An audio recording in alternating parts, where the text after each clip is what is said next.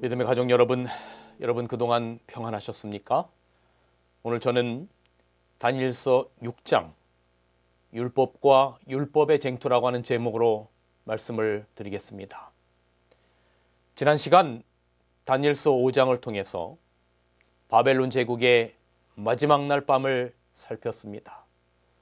느부갓네살의 외손자인 벨사살 왕이 하나님의 거룩한 성전에서 가져온 기물들을 가지고 우상숭배적 주연을 벌이던 BC 539년 10월 13일 밤, 하나님의 손이 왕궁의 벽에 메네메네 데겔 우바르신이라는 글자를 썼습니다. 세어보고 세어보니 저울에 달아보니 부족하여 이 나라가 쪼개진다라고 하는 의미였습니다.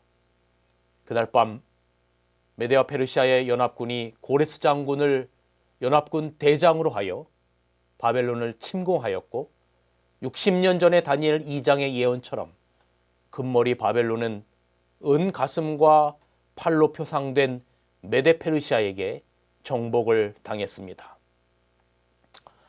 오늘 본문 다니엘 6장은 우리가 어릴 적부터 너무나 많이 들어 익히 잘 아는 다니엘의 사자굴 이야기입니다. 메데 사람 다리오가 페르시아를 통치할 때입니다. 여러분, 여기서 잠깐 메데와 바사의 연합군을 이끌었던 장본인은, 그래서 다니엘서 5장의 바벨론을 멸망시켰던 장본인은 고레스 왕입니다. 다니엘 5장의 마지막 절은 벨사살이 죽임을 당하고 메데 사람 다리오가 나라를 얻었다라고 기록합니다. 다니엘 5장 31절을 보시겠습니다. 메데 사람 다리오가 나라를 얻었는데 때에 다리오는 62세였더라라고 기록합니다.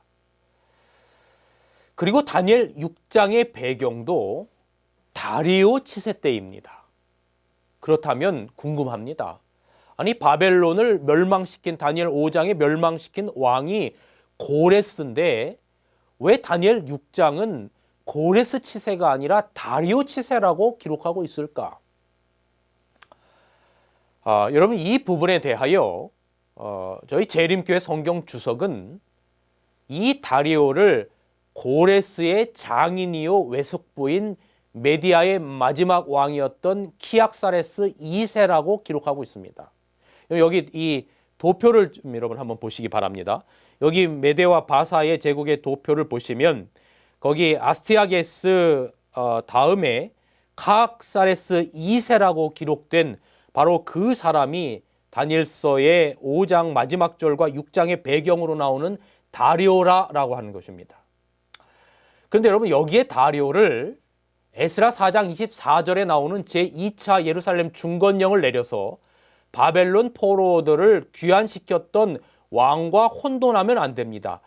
그래서 에스라 4장 24절에 중건령을 내렸던 왕과는 다른 왕입니다. 아무튼 다리오와 고레스는 바벨론을 정복할 때 동역자였습니다. 그래서 다리오는 메디아의 왕, 그리고 고레스는 메디아와 페르시아의 총사령관이었던 것입니다. 그래서 성경은 바벨론 정복 후에 장인이요 외숙부인 62세의 다리오가 페르시아 제국을 치리했던 것으로 기록했지만, 사실 다리오와 고레스는 동위왕, 같이 치리한 동위왕이었다라고 학자들은 그렇게 해석합니다. 그런데 다리오 왕은 왕으로 재위한 지 약 2년 후에 죽습니다. 그래서 고레스가 왕위를 계승합니다. 그래서 여러분, 다니엘 6장 28절은 이렇게 기록합니다. 이 다니엘이 다리오 왕의 시대와 바사 사람 고레스 왕의 시대에 형통하였더라라고 기록하고 있는 것입니다. 다리오는 2년밖에 통치를 못하고 바로 이제 고레스가 나라를 통치하게 된 것이죠. 자, 그런 배경을 여러분 이해하시면 되겠고, 페르시아의 다리오 왕 통치기에 다니엘은 나라의 으뜸이 되었습니다. 120명의 방백 위에 3명의 총리 가운데 수석 총리가 다니엘이 되었던 것입니다. 다니엘 6장 3절에 보면 다니엘은 마음이 민첩하여 총리들과 방백들 위에 뛰어남으로 왕이 그를 세워 전국을 다스리게 하고자 한지라라고 기록합니다. 그러자 여러분 여기서 또 인간의 악한 본성이 질투심이 극성을 부립니다. 다니엘이 소위 잘 나가는 사람이 되자 총리들과 방백들은 다니엘을 죽일 계책을 세웁니다. 그러나 아무리 봐도 정말 이리 보고 저리 보아도 다니엘은 흠이 없었어요. 결국 다니엘의 흠을 찾기 위하여 노력하다가 다니엘을 올무에 넘어뜨릴 계책을 어디서 찾았는가 하면 다니엘의 확고부동한 신앙 가운데 다니엘을 죽일 계책을 찾았어요. 오늘 다니엘 6장 5절은 이렇게 기록합니다. 그 사람들이 가로되 이 다니엘은 그 하나님의 율법에 대하여 그 틈을 얻지 못하면 그를 고소할 수 없으리라. 여러분, 정치권이 나라의 어떤 지도자들을 세울 때, 장관들을 세울 때 청문회라고 하는 걸 하죠. 근데 여러분, 청문회 하면서 정말 온 신상이 다 털리면 얼마나 추했던 과거의 역사들이 그렇게 다 드러나는지 몰라요. 그런데 다니엘은 아마 오늘날 다니엘을 국무총리로 세우려고 후보자로 내면 흠잡을 게 없는 겁니다. 그런데 딱 하나 다니엘을 올가맬 수 있는 하나를 발견한 게 뭐냐면 다니엘의 확고부동한 신앙에서 다니엘을 올가맬 올무를 찾은 겁니다.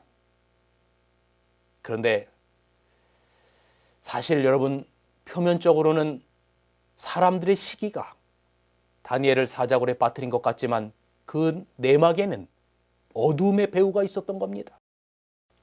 누구였겠습니까? 사단 마귀가 배후로 있었던 겁니다. 여기 선지자왕 540페이지 이 같은 음모를 꾸미는데 사단이 중대한 역할을 하였다라고 기록하고 있어요. 여기 또 사단은 그들에게 다니엘을 제거할 수 있는 한 계책을 제안하였다.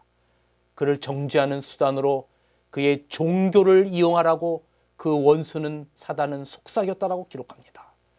그럼 저는 이 말씀을 가만히 생각해 보았어요. 한편으로는 다니엘이 그의 신앙 때문에 사자굴에 던져지게 되었지만 또 다른 한편으로는 신앙인이라면 이 정도는 되어야 하지 않을까 하는 생각을 해보게 되는 겁니다. 여러분, 사단이 저를 정죄하는 수단으로 그의 종교를 이용해라고 그렇게 하지 않는단 말이죠. 왜냐하면 저의 신앙이라는 게 사단이 그렇게 대단하게 생각할 정도가 되지 않기 때문인 거죠. 여기 다니엘의 종교를 이용하라는 사단의 속삭임에 질투심에 눈이 먼 총리들과 방백들이 사단의 도구의 역할을 하는 겁니다. 그래서 한 율법, 한 법령을 세웁니다.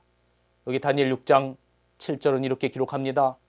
나라의 모든 총리와 수령과 방백과 모사와 관원이 의논하고 왕에게 한 율법을 세우며 한 금령을 정하실 것을 구하려 하였는데 왕이여 그것은 곧 이제부터 30일 동안에 누구든지 왕 외에 어느 신에게나 사람에게 무엇을 구하면 사자굴에 던져넣기로 한 것이니이다. 여러분, 사단이 지금 무엇을 공격하는 것입니까? 바로 10계명의 첫째 계명, 나 외에 다른 신을 내게 두지 말지니 나를 공격하려는 겁니다. 하나님을 섬기라는 하나님의 율법에 사단은 대항하는 다른 율법을 세우는 겁니다. 하나님을 섬기면 죽인다는 법을 세우는 겁니다. 왕은 이들의 악한 의도를 모르고 메데바사의 페르시아의 어인을 찍었어요. 결코 변기할 수 없다는 뜻입니다. 비록 왕이라도 페르시아의 어인을 한번 찍으면 결단코 변개할 수 없다는 그런 뜻입니다. 다니엘은 이들의 악한 의도를 알았어요. 여기 선지자왕 541페이지, 다니엘은 금령을 만드는 그들의 악의에 찬 의도를 재빨리 알았으나 조금도 그의 행동을 바꾸지 아니하였다. 그에게 기도가 가장 필요되는 지금에 왜 그가 기도하기를 멈출 것인가? 차라리 그는 생명 그 자체를 버릴지언정 하나님의 도우심에 대한 그의 소망을 버리고자 하지 아니하였다. 이렇게 대단히 중요한 말씀이 있습니다. 하나님의 도우심에 대한 그의 소망을 버리고자 하지 아니하였다. 다니엘이 도대체 하나님의 도우심에 대한 어떤 기도를 드렸는가? 이제 좀 이따 살펴보도록 하겠습니다. 여러분, 여기에 참 아이러니가 있는 거죠. 가장 기도해야 할 시기에 기도를 못하게 만드는 겁니다. 영적인 신앙의 신념 위에 세상의 법이 가로막게 만드는 것입니다. 여러분, 이럴 때 무엇을 따라야 합니까? 오늘 우리의 상황을 되짚어 보게 만듭니다. 우리의 영적인 신앙, 즉 하나님의 법을 따라야 함과 세상의 법이 부딪힐 때 우리가 무엇을 선택해야 하는가에 대한 대단히 중요한 이해라고 생각합니다. 다니엘은 목숨을 걸고 그 조서에 어인이 찍힌 줄 알고 창을 열고 기도합니다. 여기 다니엘 6장 10절, 다니엘이 이 조서에 어인이 찍힌 것을 알고도 자기 집에 돌아가서는 그 방에 예루살렘으로 향하여 열린 창에서 전에 행하던 대로 하루 3번씩 무릎을 꿇고 기도하며 그 하나님께 감사하였더라. 아니, 여러분, 문 닫고 기도해도 되잖아요. 문 닫고 기도한다고 하나님이 안 들으시는 거 아니잖아요. 그런데 보란듯이 그러한 목숨이 경각간에 달린 그런 위급한 상황 가운데서도 문을 열고 기도하는 다니엘. 아니, 여러분, 그냥 조용히 침대에서 이불 뒤집어 쓰고 기도해도 되잖아요. 속으로 기도해도 은밀한 중에 들으시는 하나님께서 들으실 것이잖아요. 근데 하루 3번씩 창을 열어두고 어디를 향하여? 바로 예루살렘을 향하여 포로로 잡혀온 바벨론, 그 후에 페르시아 제국 땅에서 폐허가 된 예루살렘 성전을 향하여 문을 열고 하루에 3번씩 기도하는 것입니다. 바로 그 예루살렘 성전에 누가 계시다는 신앙 고백입니까? 하나님께서 계시다는 신앙 고백이에요. 여러분, 여기 말씀 보십시오. 다니엘을 멸하려고 음모를 꾸미고 있는 자들 앞에서 다니엘은 하늘과 자기의 관계가 단절된 것처럼 보이는 것조차 허락하지 아니하였다라고 기록합니다. 그리고 뭐라고 말합니까? 하나님께 감사하였다. 이럼 도대체 뭐가 감사합니까? 오히려 원망해야 할 상황이 아닌가요? 하나님, 왜 이런 시련을 저에게 주십니까? 하고, 내 노년에 왜 이런 시련을 주십니까? 하고, 오히려 하나님께 원망해야 될 상황이 아닙니까? 그런데 오히려 소리를 높여 기도하며 감사하였다라고 말하는 것입니다. 여기 선지자왕 542페이지, 방백들은 하루 종일 다니엘을 감시하였다.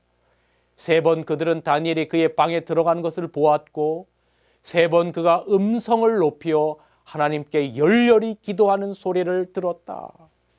이런 무엇을 보십니까? 이것이 우리의 신앙이 되기를 간절히 기도합니다. 다니엘의 이러한 신앙은 위기를 맞습니다. 이 모든 상황을 지켜보고 있던 방백들은 왕에게 고하였고 그제서야 왕은 다니엘을 모함하기 위한 덫에 자기도 넘어간 것을 알았어요. 어떻게 해서든지 다니엘을 사자굴에 던지지 않으려고 노력했지만 메데바사법은 왕도 바꿀 수 없기에 다니엘을 사자굴에 집어넣을 수밖에 없었죠. 다니엘의 하나님께서 구해주시기를 오히려 왕이 간절히 기도하는 마음으로 말입니다. 여러분, 그날 밤 왕은 잠을 잘 수가 없었어요. 밥도 먹을 수 없었어요. 다니엘 6장 18절, 왕이 궁에 돌아가서는 밤이 맞도록 금식하고 그 앞에 기약을 그치고 침수를 패했다라고 기록합니다. 왕이 다니엘을 정말로 엄청 아꼈나 봅니다. 뜬 눈으로 밤을 새우고 새벽녘에 일찍이 왕이 직접 사자굴로 갑니다. 그리고 슬피 소리질러 묻습니다. 다니엘 6장 20절, 사시는 하나님의 종 다니엘아, 너희 항상 섬기는 내 하나님이 사자에게서 너를 구원하시기에 능하셨느냐라고 물어보는 거예요. 다니엘이 왕의 목소리를 알아듣고 지체 없이 대답을 합니다. 21절 22절, 왕이여 만세수를 하옵소서. 나의 하나님이 이미 그 천사를 보내어 사자들의 입을 봉하셨으므로 사자들이 나를 상해치 아니하였사오니 라고 기록합니다. 여러분 아멘 아닙니까? 이 다니엘의 고백이 여러분과 저희의 고백이 되기를 간절히 바랍니다. 여호와 이레, 준비하시는 하나님께서 다니엘의 사자굴에서 천사를 미리 보내셨던 거죠. 마치 다니엘 3장에 7배나 뜨겁게 달군 풀무불에 다니엘 세 친구를 보호하셨던 것처럼 다니엘을 그렇게 사자굴에서 보호하셨던 겁니다. 여러분의 영적 눈이 뜨인다면 우리는 우리를 돌보시는 천사를 보게 될 것입니다. 이걸 미리 알고 다니엘은 하나님을 찬양하였던 것입니다. 창문을 열고 하루에 3번씩 큰 소리를 향하여 기도하며 하나님께 감사하며 찬양하였던 것입니다. 다니엘은 이런 신앙을 가지고 있었어요. 그런데 여러분, 저는 여기서 지난번 다니엘 3장을 말씀드릴 때 드렸던 질문을 또다시 드립니다. 왜 진작 사자굴에 던짐을 당하지 않게 하시지 던짐을 당하게 하시고 구원하셨을까? 그럼 그 부분에 대하여 여기 이렇게 기록합니다. 하나님께서는 다니엘의 원수들이 그를 사자굴에 던져넣는 것을 금하시지 않으시고 악한 천사들과 악인들이 저희 목적을 좀 더 성취하도록 허락하신 것은 당신의 종의 구원을 더욱 돋보이게 하고 진리와 의에 대한 원수들의 패배를 더욱 완전하게 하고자 하심이었다라고 기록합니다. 이렇게 여기 시편 76편 10절에는 이런 말씀이 있어요. 진실로 사람의 노는 장차 주를 찬송하게 될 것이요 그 남은 노는 주께서 금하시리이다. 여러분, 사람이 노하는 것에 대하여 그것을 하나님께서 역으로 이용하셔서 오히려 주님을 찬송하게 만들 것이고, 그리고 그 남은 노는 주님께서 더 이상 하지 못하도록 금하시겠다라고 하는 약속입니다. 방백들이 아무리 그렇게 노했어도 하나님께서는 그것을 전하 위복으로 삼으셨던 것입니다. 다니엘이 구원받은 그 사자굴에 다니엘을 모함한 자들이 오히려 다니엘이 구원을 받고 던져졌어요. 성경은 그들이 땅에 닿기도 전에 사자들이 그들을 움켜서 그 뼈까지 부서뜨렸다라고 기록합니다. 저는 여기서 사단의 종말을 보는 듯합니다. 요한계시록 20장 10절에는 저희가 미혹하는 마귀가 불과 유황못에 던지우니 거기서 그 짐승과 거짓 선지자도 있어 세세토록 밤낮 괴로움을 받으리라 라고 말하는 모습을 보는 것이죠. 자, 이제 저는 여기서 이런 생각을 해봤어요. 왜 사단이 다니엘을 그렇게 죽이기 위해서 이렇게 안달을 할까? 그 이유는 다니엘이 하루도 빠짐없이 계속 드리는 기도 때문이었습니다. 그렇다면 다니엘이 사자의 밥이 될 것을 알고도 개의치 않고 창문을 열고 큰 소리로 드렸던 하나님의 도움을 구하는 그 기도, 목숨을 걸고 드렸던 기도의 내용이 무엇이었을까? 오늘 그 이야기를 좀 후반부에 살펴보려고 합니다. 여러분, 오늘 본문 다니엘 6장과 다니엘 9장은 시대적으로 같은 시기입니다. 다니엘 6장의 메데 바사 시대의 다리오 시대가 바로 다리오 원년의 시대입니다. 다니엘 6장 1절에 보면 거기에는 다리오 원년이라고 하는 말은 있지 않지만 다리오가 이제 왕이 되고 나서 새로 다 모든 그 나라의 시스템 체계를 바꾸는 이야기가 나와요. 그런 이야기들은 왕이 된 지 첫해 원년에 합니다. 그러므로 다니엘 6장은 다리오 원년에 있었던 이야기입니다. 오늘 배경은. 그리고 다니엘 7장은 다시금 과거로 돌아갈까? 이게 시대순의 기록이 아닙니다. 다시 과거로 돌아가서 바벨론 시대의 벨사살 원년이라고 다니엘 7장 1절은 기록하고 있어요. 자, 그 다음에 다니엘 8장은 벨사살 3년이라고 8장 1절에는 기록합니다. 그런데 다시 다니엘 9장 1절을 보면 다리오 원년이라고 기록합니다. 그러므로 다니엘 6장과 9장은 다리오 원년 시대적으로 같은 시기입니다. 그렇다면 우리는 추측해 볼 수 있습니다. 다니엘 6장에 다니엘이 사자의 밥이 될 것을 알고도 개의치 않고 목숨을 걸고 드렸던 기도의 내용이 무엇일까?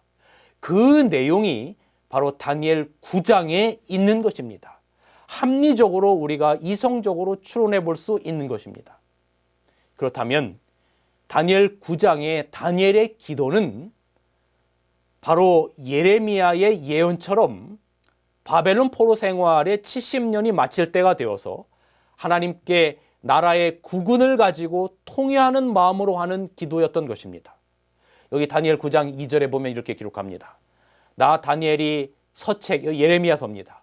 서책으로 말미암아 여호와의 말씀하신 선지자 예레미야에게 임하여 고하신 그 연수를 깨달았나니 곧 예루살렘의 황무함이 70년 만에 마치리라 하신 것이라. 즉 바벨론 포로 생활에서 이스라엘의 회복을 위해 하나님께 중보 기도를 드린 것입니다.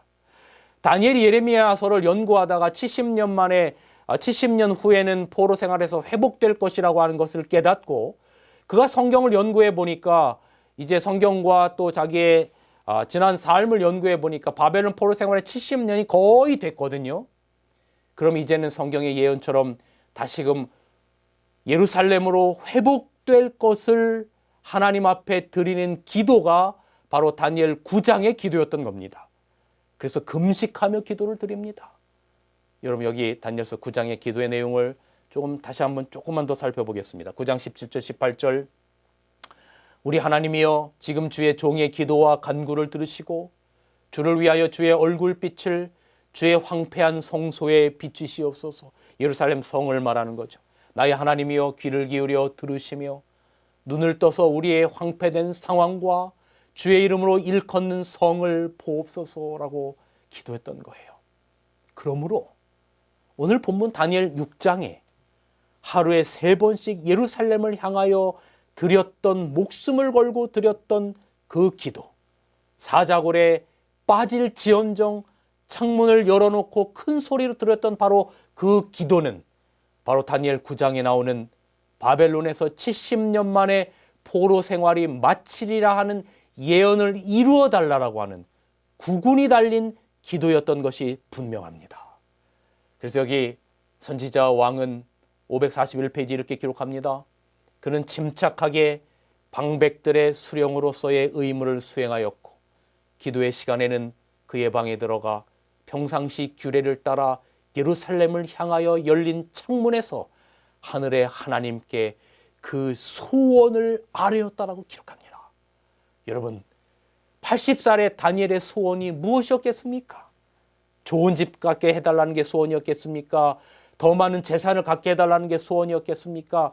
자식 교육을 잘하게 해달라는 게 소원이었겠습니까? 이런 것 아니었겠죠. 바로 이 나라가 예레미야의 예언대로 바벨론 포로에서 해방시켜달라고 하는 민족적 중보 기도를 드렸던 것입니다. 그것을 소원으로 가지고 있었던 거죠. 여러분 다니엘은 나라를 위해서 목숨을 걸고 중보 기도를 드린 것입니다. 그 기도는 역대하 6장 29절과 예레미야 5장 1절의 말씀처럼 한 사람의 정말로 간절한 기도, 적국이 와서 성읍을 에워쌀 때 한 사람이라도 손을 펴고 무슨 기도나 무슨 간구를 하면 하나님께서 들으시겠다라고 하는 그 약속에 의지하여 바로 그 간절한 한 사람의 기도를 드리고 있었던 거죠. 이러한 나라의 국군을 위하여 중보 기도를 드리는 다니엘을 사단이 미워할 수밖에 없었던 겁니다. 그래서 사단은 다니엘을 죽일 한 율법을 세운 겁니다. 다리오 왕 외에는 외에 기도하면, 다리오 왕 외에게 기도하면 사자굴에 던져 넣겠다라고 하는 바로 그 율법 법령을 세운 겁니다. 다시 한번 읽어드리면 6장 7절, 한 율법을 세우며 한 금령을 정하실 것을 구하였다라고 기록하지 않습니까? 하나님의 율법과 사단의 율법 가운데 다니엘이 섰습니다. 하나님의 거룩한 율법과 사단의 짝퉁 율법 가운데 다니엘이 섰습니다. 율법의 싸움 속에서 충직하게 기도드렸던 다니엘을 통해 하나님은 당신의 거룩한 뜻을 이루셨던 것입니다. 여러분, 가만히 보니까 다니엘서 3장은 금신상 두랍 형제에 세워졌던 그 금신상에게 절하고 우상 숭배하라고 하는 것은 하나님의 십계명인 둘째 계명에 대한 대항의 사단의 율법이었고, 다니엘 6장에 왕 이외에 섬기는 자는 사자굴에 넣겠다라고 하는 것은 바로 첫 번째 계명에 대항하기 위한 사단의 율법이었던 것입니다.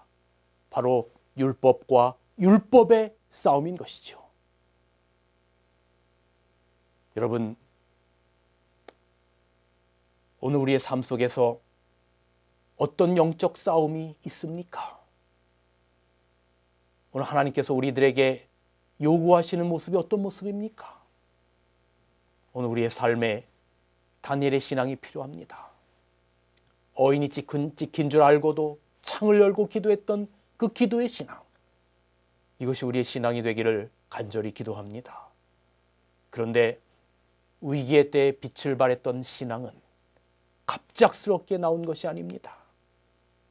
다니엘이 평소 하나님과 동행하며 뜻을 정하고 진리 가운데 살았던 그 신앙이 위기의 때에 빛을 발한 것입니다.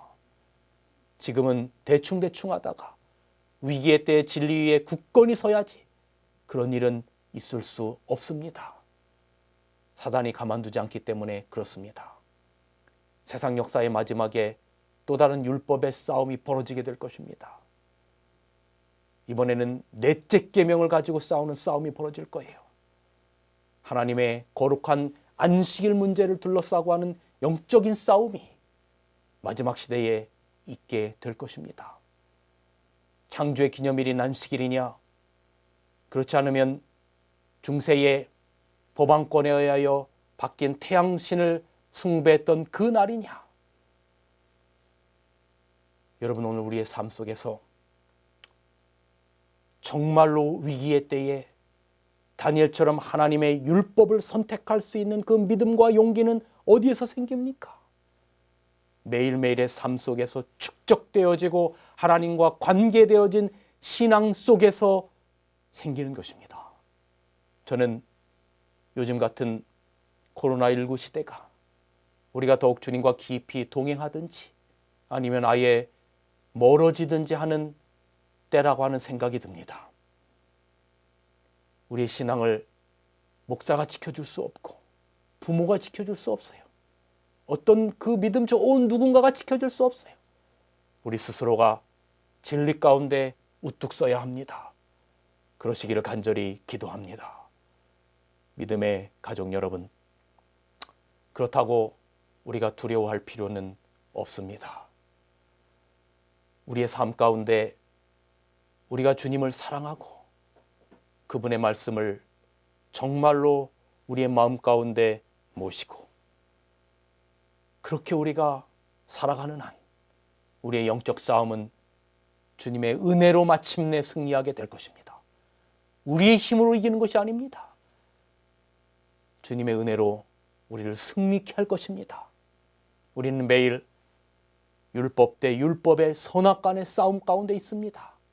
하나님의 법과 사단의 법 사이에, 세속적인 삶과 영적인 삶 사이에 나만을 위한 기도와 하나님의 뜻을 이루게 해달라고 하는 기도 사이에 놓여 있습니다.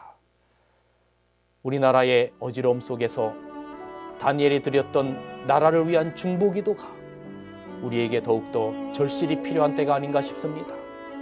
한 사람 다니엘의 기도를 들으시는 하나님께서 오늘 우리의 중보기도를 들으실 것을 확신하며 오늘도 이 나라의 우리의 삶 속에 하나님의 뜻을 이루시기를 간절히 기도합니다. 말씀을 드리겠습니다.